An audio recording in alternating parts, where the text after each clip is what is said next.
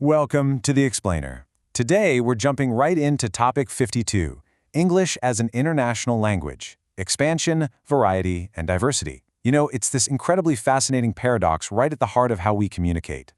English is simultaneously acting as this universal bridge, uniting the globe, while at the exact same time, it's fracturing into these incredibly unique, distinct local dialects. It brings us together, yet it allows us to express our deepest regional identities.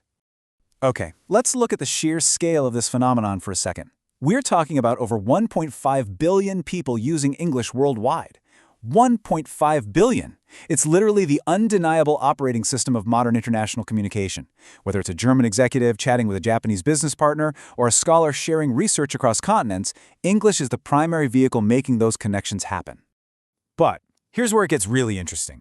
When you think of English, your mind probably jumps straight to native speakers in the UK or the US, right? Well, that group makes up a relatively small slice of the pie, about 300 million people. They are now vastly outnumbered by the hundreds of millions who use English fluently as a second or foreign language. So the language doesn't just belong to its native speakers anymore, it really belongs to the whole world. And you can see this dominance directly in the corporate sphere. A massive 90% of international companies use English as their primary language. To put that into perspective, a staggering 75% of all global business communications are conducted in English.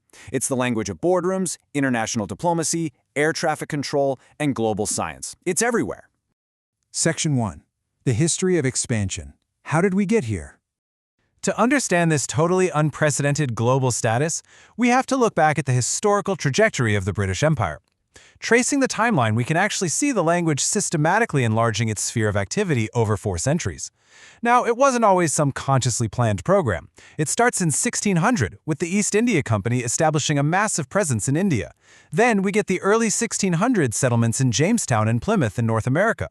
By the 18th century, expeditions were mapping Australia, and by the 19th century, there was extensive expansion across Africa. Trade, exploration, and colonialism acted as the initial engines of this massive global spread. And what started as scattered colonial roots has utterly transformed into a deeply interconnected, modern web of global communication.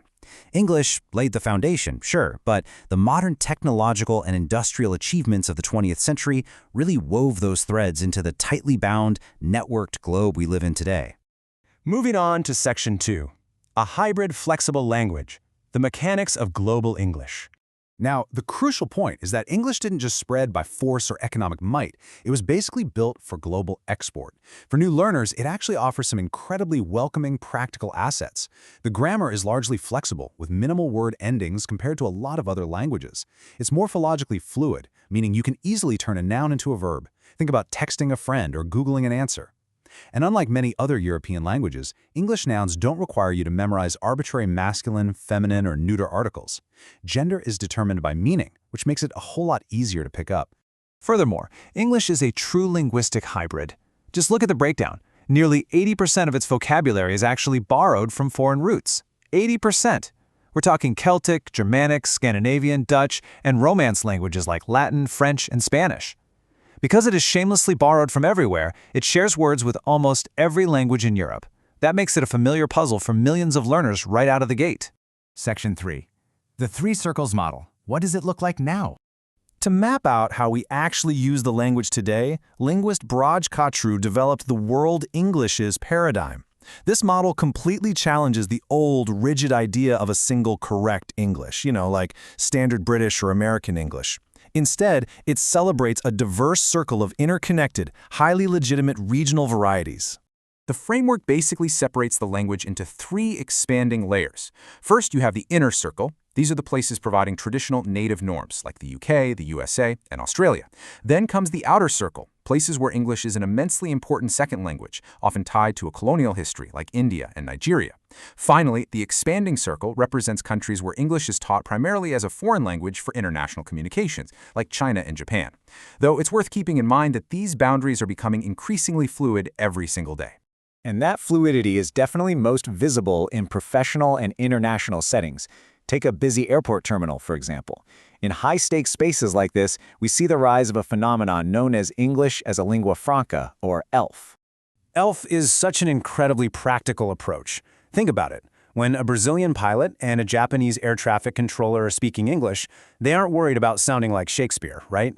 ELF shifts the focus entirely away from speaking perfectly like a native. Instead, the focus is purely on successful communication.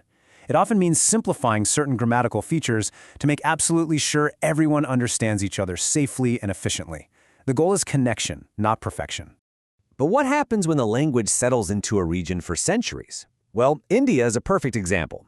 With over 125 million English speakers today, they've developed a recognized standard variety with its own distinct pronunciation, syntax, and vocabulary.